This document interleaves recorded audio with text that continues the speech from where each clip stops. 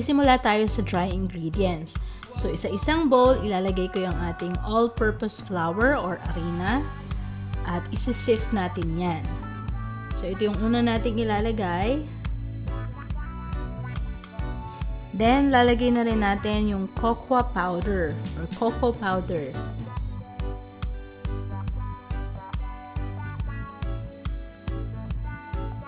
Next, yung ating baking powder, isift na din natin yan.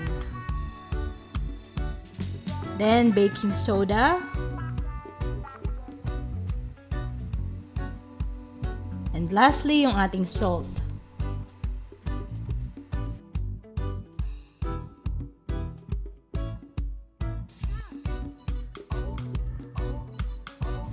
Gamit naman ng wire whisk, hahaluin lang natin ito.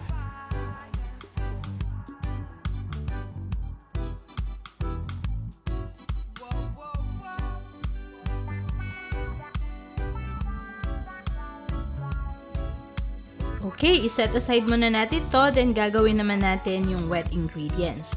So, sa isang bowl, paghahaluin ko lang yung ating granulated white sugar, then yung brown sugar, at vegetable oil.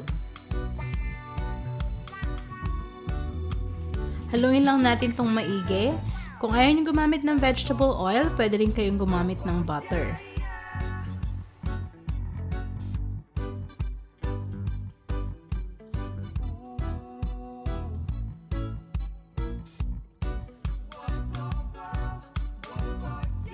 Next, ilalagay natin yung egg isa-isa. So, lalagay ko muna yung isang egg, then hahaluin ko yan hanggang sa mag-combine na siya sa ating sugar mixture. Then, ilagay natin yung second egg.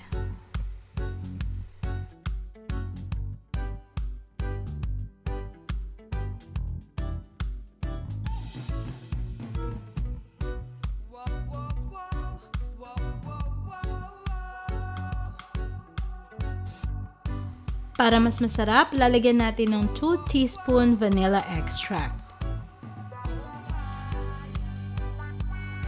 Haluin lang natin ulit hanggang maging well combined.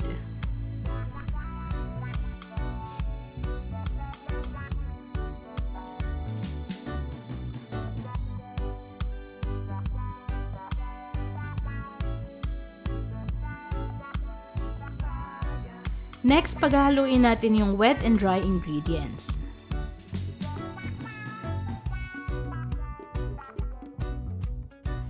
Para mas maging moist and soft yung cupcake, maglalagay din tayo ng half cup buttermilk.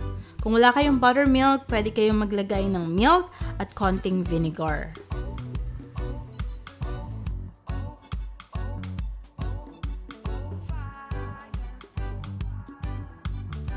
Haluin lang nating mabuti upang maging well combined yung ating mixture.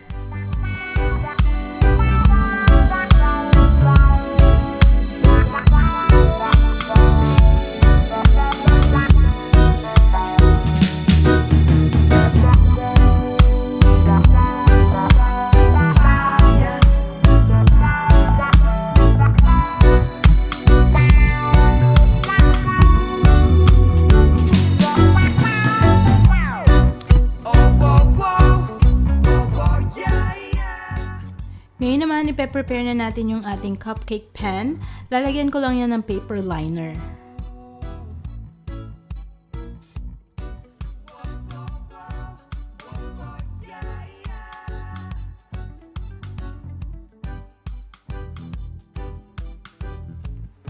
I-scoop lang natin yung ating mixture at ilagay natin siya about 3/4 full.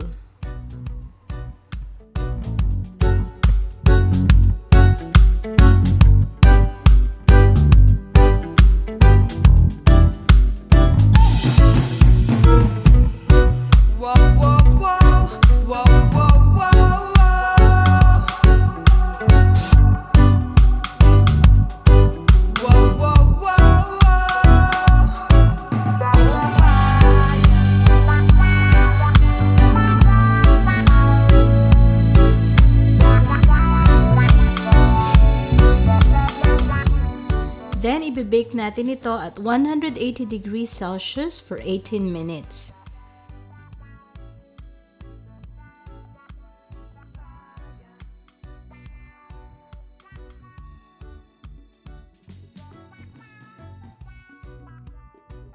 Kapag luto na yung ating cupcakes, ilipat lang natin siya sa isang wire rack at palalamigin natin ito. Habang pinapalamig natin yung ating cupcake, gagawin na natin yung cream cheese frosting. Sa isang bowl, niligay ko lang yung cream cheese at ibibit ko ito hanggang maging soft siya.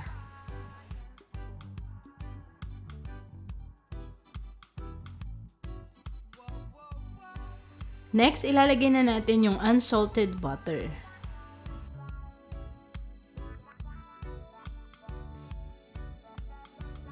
Ilagay na rin natin yung 1 cup icing sugar or powdered sugar.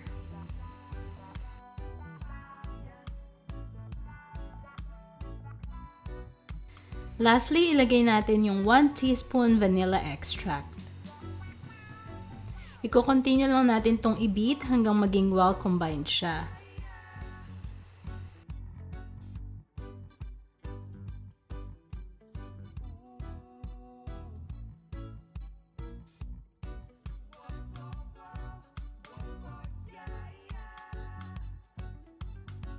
Since ready na yung ating cupcakes, ililipat ko na itong ating cream cheese frosting sa piping bag.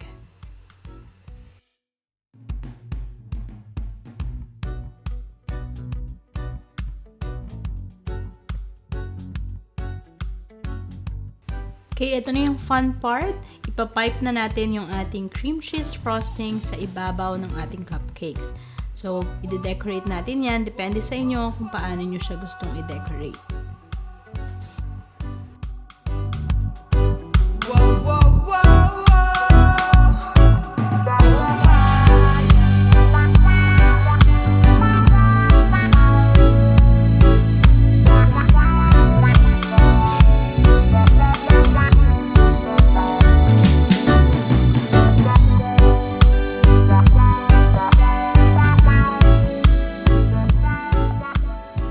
Para mas maganda, lalagyan ko rin ng candy sprinkle sa ibabaw yung ating cupcakes. Ayan, gustong-gusto to ng mga anak ko. So, I hope you can try this recipe.